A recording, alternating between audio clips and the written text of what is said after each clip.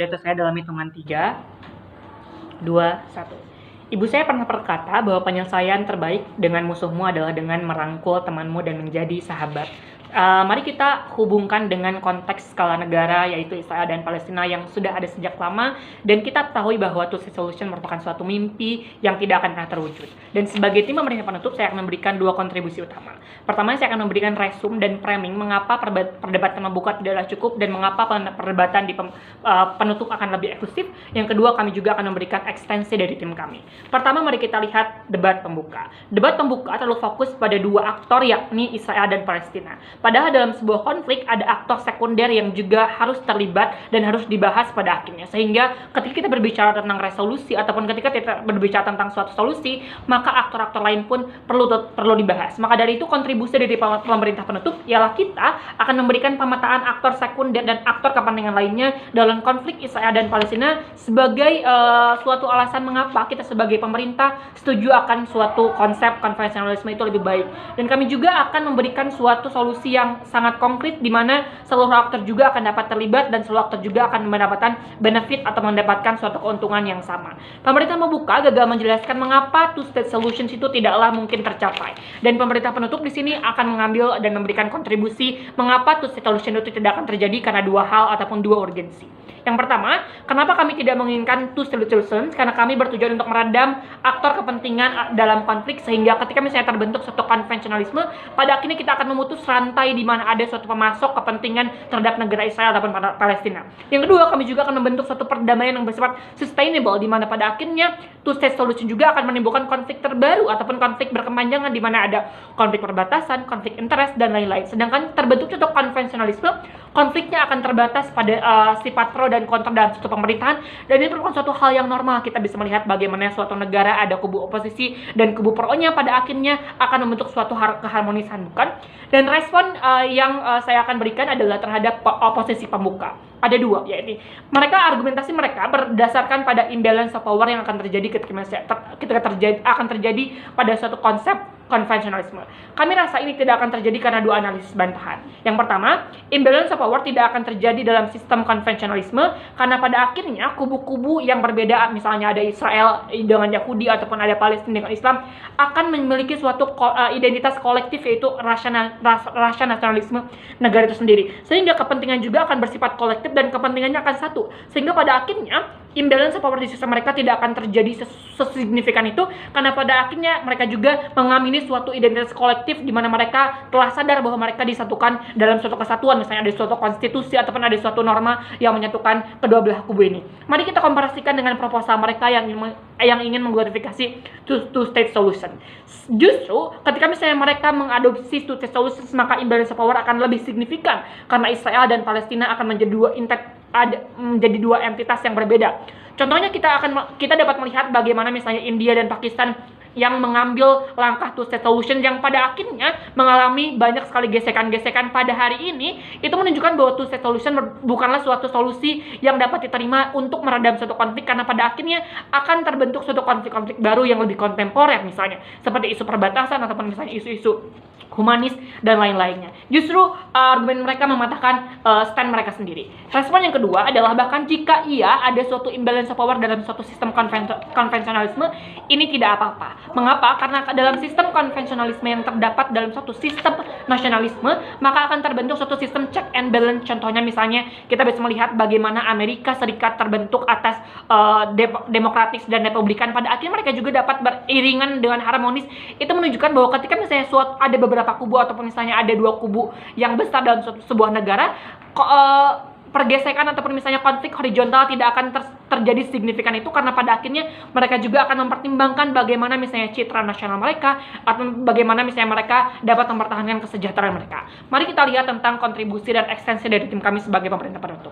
Kami di sini akan menjelaskan bahwa konvensionalisme akan lebih cepat dalam meredam konflik dan menciptakan resolusi yang dapat memutus rantai-rantai kelompok kepentingan ataupun aktor sekunder dalam konflik ini. Ada dua alasan. Pertama, kita harus memahami bahwa isu Israel dan Palestina sebagai proxy war antara banyak negara, di mana aktor yang terlibat dalam isu Israel dan Palestina bukanlah hanya Israel dan Palestina semata. Karena pada akhirnya ketika misalnya kita membentuk suatu two-state solutions antara Israel dan Palestina merdeka masing-masing, maka justru ini akan memperpanjang dan memperparah konflik di mana negara-negara sekunder seperti Amerika, Rusia, China, Iran justru akan memelihara konflik ini. Misalnya mereka akan pro Israel, mereka akan pro Palestina. Di mana ketika misalnya ada suatu ketegangan, mereka akan menciptakan propaganda atau misalnya provokasi dan lain-lain. Justru kami melihat bahwa misalnya akan ada suatu dukungan-dukungan yang misalnya bersifat memaksa kepada Israel dan Palestina untuk memelihara konflik ini. Mari kita komparasikan dengan proposal kami. Proposal kami ialah kami ingin membentuk suatu konvensionalisme di mana pada akhirnya Israel dan Palestina akan menjadi sebuah negara, sehingga ketika misalnya Palestina dan Israel menjadi sebuah negara, pada akhirnya ini akan juga memutus suatu rantai di mana misalnya ada Amerika memasuk Israel, di mana ada Rusia memasuk Palestina, di mana mereka tidak akan eksis pada akhirnya. Mereka hanya akan fokus pada suatu negara yang baru dan kerjasamanya juga akan terbentuk dengan kepentingan bahwa akan menunjukkan kepentingan ekonomi, bukan akan dengan orientasi menghancurkan pihak lawan misalnya. Dan ketika dibentuk suatu two-state solutions, maka mereka akan hanya menyelesaikan konflik di permukaan di mana misalnya Israel dan Palestina akan berdamai dengan baik. Tapi pada akhirnya mereka juga tidak bisa menjelaskan bagaimana akan tercipta suatu sustainability dalam Israel dan Palestina misalnya ketika banyak negara yang tidak mengakui kemerdekaan Israel. Pada akhirnya mereka juga tidak menjelaskan hal tersebut. Mari kita lihat ataupun mari kita analisis proposal tim oposisi. Sistem konvensionalisme akan memenuhi 3 hal. Di sisi kami ada 3 benefit, di mana kami akan menghapuskan konflik perbatasan, di mana negara-negara pada akhirnya tidak akan mempermasalahkan masalah teritorial, karena pada akhirnya negara akan bersifat satu. Berbeda dengan two-state solutions, mereka akan membentuk suatu garis negara, garis utara laut dan lain-lain. Itu akan menjadi suatu konflik yang besar di sisi mereka. Yang kedua, akan terjadi intoleransi di sisi mereka. Sedangkan di sisi kami, ketika dua negara ataupun dua entitas disatukan, maka akan terbentuk suatu dekonstruksi dan konstruksi yang baru yang bersifat lebih progresif, dan mereka akan memiliki suatu sifat toleransi yang pada akhirnya mereka mungkin akan menilai Islam sebagaimana mestinya, pun juga Yahudi. Yang ketiga, ini juga akan memutus suatu isu kemanusiaan yang ada di Israel ataupun Palestina, di mana kita melihat bahwa misalnya pada akhirnya ketika proposal oposisi diamini, misalnya mereka akan membentuk suatu two-state solution, maka Israel akan selamanya menjadi negara agresor. Sedangkan misalnya ketika kita berpindah pada konvensionalisme, pada akhirnya tidak ada lagi identitas agresor ataupun identitas yang tertindas. Pada akhirnya dua negara yang berkonflik akan menjadi satu, dan dua negara berkonflik akan membentuk suatu sistem internasional yang harmonis. Terima kasih. Ini langsung Kak.